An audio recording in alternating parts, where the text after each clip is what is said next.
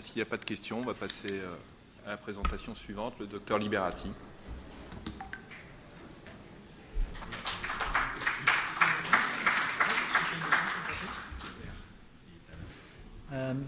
Merci beaucoup pour l'invitation, messieurs les modérateurs.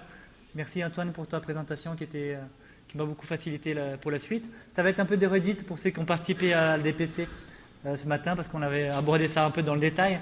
Mais on va voir ensemble ce qu'on peut faire pour préciser dans quel contexte on se trouve quand on a une plainte de type dysfonction érectile et essayer d'aller direct au but. J'ai fait quelque chose d'un peu exhaustif, mais bien sûr, on ne va pas rentrer dans les détails pour chaque patient. Un patient très jeune de 25 ans qui a un contexte psychogène évident, on ne va bien sûr pas lui faire un examen cardiovasculaire complet.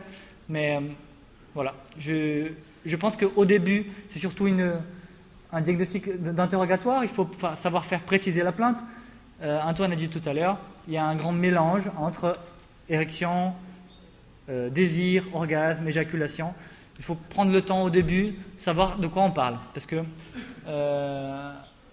régulièrement, on se trompe complètement si on ne prend pas ce temps au début de faire préciser la plainte par le patient.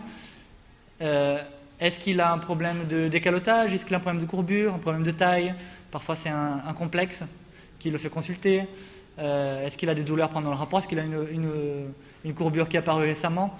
Est-ce qu'il éjacule normalement? Est-ce qu'il a envie? Est-ce qu'il n'a pas envie? Cet interrogatoire nous fait préciser les caractéristiques. Depuis quand est-ce qu'il a des problèmes d'érection? Bien sûr, une dysfonction érectile qui est apparue depuis plusieurs années, ça ne se traite pas de la même façon que quand c'est apparu depuis quelques semaines. Est-ce que c'est d'emblée un trouble de l'érection? Est-ce qu'il avait un problème d'éjaculation avant et avec le temps un problème d'érection est apparu? Est-ce que le début était brutal ou progressif? Est-ce qu'il a un problème qui a...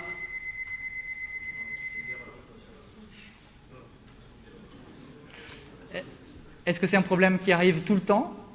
Est-ce que c'est dans certaines conditions qu'il a des troubles de l'érection? Est-ce que c'est présent le matin? Est-ce qu'il a des érections matinales? Est-ce qu'à la masturbation, il a des érections suffisamment rigides? Ça permet d'orienter vers une pathologie, comme disait Antoine, organique ou plus psychogène. Bien sûr, les deux sont toujours présentes. Il faut prendre un peu de temps pour une histoire sexuelle sommaire, c'est-à-dire, est-ce que c'est au changement de partenaire? Est-ce que les partenaires du passé donnaient déjà des troubles? Est-ce que les premières expériences se sont passées normalement? Parce que, bien sûr, que quelqu'un qui n'a jamais eu une bonne érection et qui traîne ça depuis 20 ans, ça va être beaucoup plus compliqué à traiter que quelqu'un qui vient d'avoir ça depuis 2 semaines. Il est toujours difficile d'aborder cette histoire de traumatisme sexuel. Je pense qu'il faut laisser la porte ouverte et lancer quelques perches pour essayer d'avoir des informations. On ne nous a pas forcément à la première consultation, ça apparaît avec le temps, mais c'est bien de laisser, de poser une question assez ouverte. Est-ce qu'il y a eu des événements dans le passé qui ont contribué à ces difficultés, depuis combien de temps ça existe, etc. Alors, on essaye de faire préciser également l'importance de ce trouble dans l'histoire du patient. Est-ce que ça a un impact sur sa vie familiale, sur sa vie professionnelle? Est-ce qu'il y a des troubles de l'humeur qui sont apparus? Pourquoi il consulte maintenant? C'est toujours une très bonne question à poser. Est-ce que c'est la femme qui l'adresse parce que le couple est en train d'exploser? Ça arrive très souvent qu'on arrive après la bataille, que le couple est complètement en morceaux et que traiter maintenant, ça va être pour la partenaire suivante et pas pour celle-ci. Donc l'importance accordée au trouble. On va faire préciser dans l'interrogatoire les pathologies associées. Donc, je ne vous fais pas la liste complète, mais voilà, vous voyez de quoi il s'agit.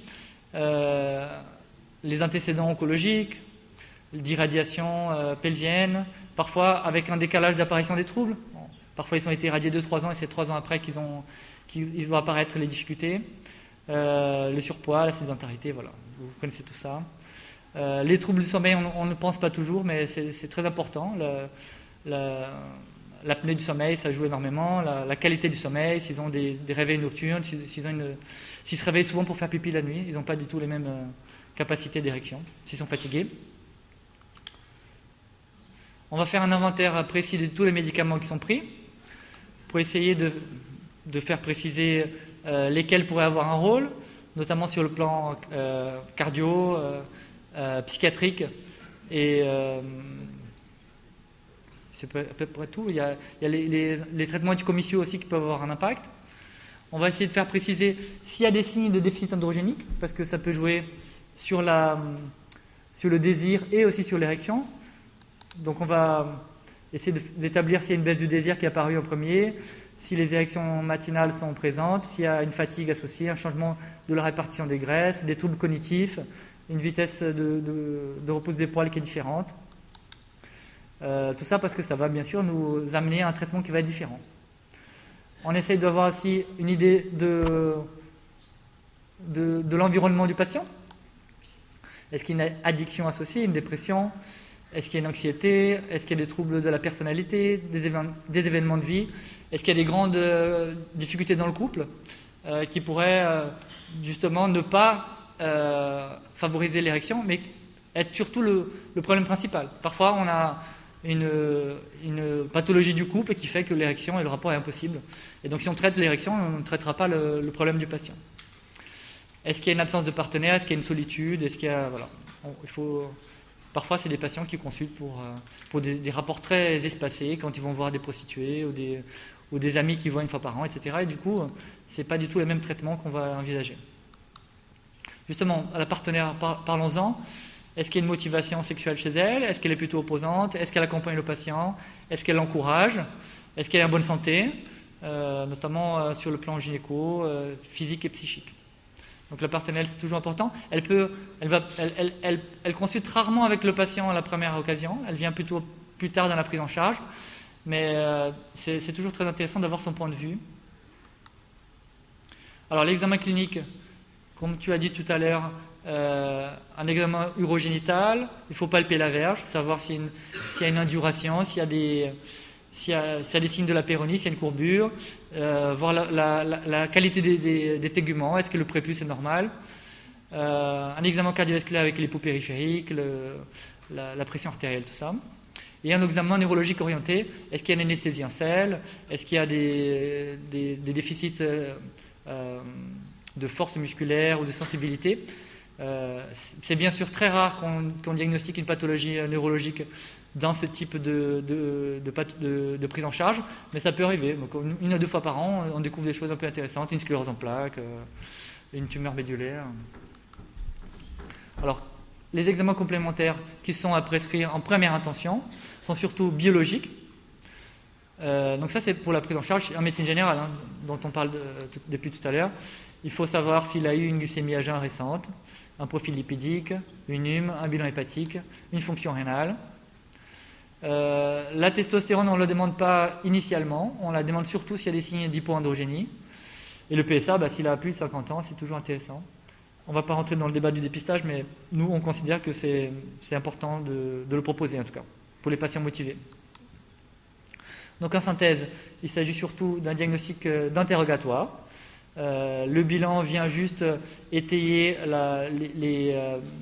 les hypothèses et voir s'il y a d'autres pathologies associées. Les causes des dysfonctions érectiles sont souvent multifactorielles, donc ce n'est pas uniquement organique ou psychogène, c'est souvent les deux. Et le bilan initial, c'est surtout un bilan biologique des facteurs de risque cardiovasculaires. Voilà, donc voilà. Un patient qui était guéri.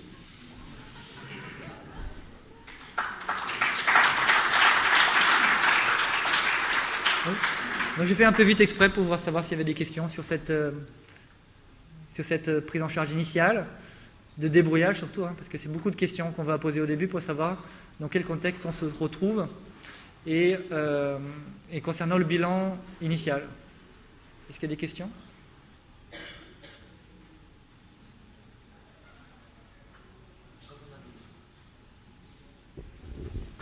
On a souvent des patients qui viennent nous voir en consultation de chirurgie vasculaire pour les problèmes de claudication artérielle essentiellement. Et quand on les interroge, effectivement, on se retrouve avec des problèmes de dysfonction érectile. Dans ces cas de figure, on se retrouve à faire un bilan scanographique, d'imagerie, on se retrouve avec des lésions artérielles, on en a parlé précédemment. Est-ce que tu penses que c'est nécessaire dans ces cas de figure? Parce que la première fois qu'on les voit, effectivement, on leur pose la question de manière systématique. Souvent, avec l'examen clinique, avec l'examen d'imagerie qui est réalisé après, on les revoit, et souvent ils viennent avec leur épouse ou avec la famille, pour qu'on leur explique l'intervention aussi. Est-ce que tu penses que c'est bien dans ces cas de figure, si ils mettent au premier plan à ce moment-là la dysfonction érectile, qu'ils puissent bénéficier d'un bilan auprès de toi, ou est-ce qu'à ce moment-là tu penses que c'est mieux qu'on fasse le geste de revascularisation chez nous? À quel moment on doit le l'adresser? Je crois que ça dépend du patient. Il faut voir avec lui quelle est l'importance de... Alors c'est difficile d'aborder ça devant la famille. Est-ce que c'est très important pour vous la sexualité? On a toujours le temps de le faire après. Je veux dire, moi je ne pense pas qu'on doive interrompre une prise en charge particulière de chirurgie vasculaire pour parler de ça. Mais c'est important de garder dans un coin de sa tête que quand on le revoit et que ça va bien, il faut en parler parce que souvent on oublie. Moi j'ai la même expérience que toi pour les patients par exemple qui ont des problèmes de prostate. Et si on ne leur parle pas, c'est rare qu'ils viennent t'en parler directement. Sauf quand tu vois dans ta plaque marqué sexo ou quelque chose comme ça, et là ils viennent t'en parler. Mais sinon, si tu ne poses pas la question, c'est très rare qu'ils l'abordent. Donc ouais, je pense pour les diabétos, pour les chirurgiens vasculaires, pouvoir glisser un moment de sa consultation, alors ça marche bien l'érection. Il ne va pas forcément te répondre sur cette fois-ci, mais ça va rester dans sa tête et ça va revenir plus tard. Et si on te l'adresse seul la première fois ou accompagné de son épouse systématiquement? Moi, je les vois seuls d'habitude. Mais le voir avec la partenaire, c'est un bon signe, à mon avis, qu'il y a une bonne coopération dans le couple. Quand ils viennent tous les deux, c'est qu'ils sont tous les deux très motivés. Je sais que ça va marcher bien et que ça va marcher vite, qu'il n'y aura pas d'histoire. Ou alors, quand la partenaire est très méfiante, parce qu'il y a une grande souffrance de la partenaire au moment de trouble d'érection, elle va se dire, est-ce qu'il n'a pas quelqu'un d'autre? Je vais voir quel est son problème. Est-ce qu'il m'aime encore? Est-ce qu'il me désire encore? Donc parfois, une partenaire un peu... qui vient aux infos. Mais la plupart du cas, c'est une partenaire qui accompagne et qui est venue avec son partenaire pour l'aider. Jean-Claude? Merci pour vos présentations tous les deux. Juste, moi, je t'avoue que 2-3 ans après une radiothérapie, des troubles de dysfonction érectile, j'avais pas du tout cette notion. Quand on traite les patients pour le cancer de la prostate, en tout cas, on a une apparition immédiate des troubles de l'érection quand il y a une hormonothérapie associée, parce que là, ils ont un impact immédiat, surtout sur le désir. Mais les lésions vasculaires et nerveuses liées à la radiothérapie vont s'étaler dans le temps ensuite de manière progressive sur les années qui suivent. Donc les complications sont retardées. Ok. Ou se surajouter à un terrain de base qui, de toute façon, n'était pas favorable. Après, ça dépend de l'âge. Tu vois. Moi, je vois des jeunes. Moi, j'ai vu cette semaine un jeune comorien qui avait été irradié pour une tumeur gravissime. Il a 25 ans. Et il a déjà les troubles 2-3 ans après sa radiothérapie. Et il est consulté pour ça. Je pense que plus tu es vieux, plus ça va se rajouter. Merci.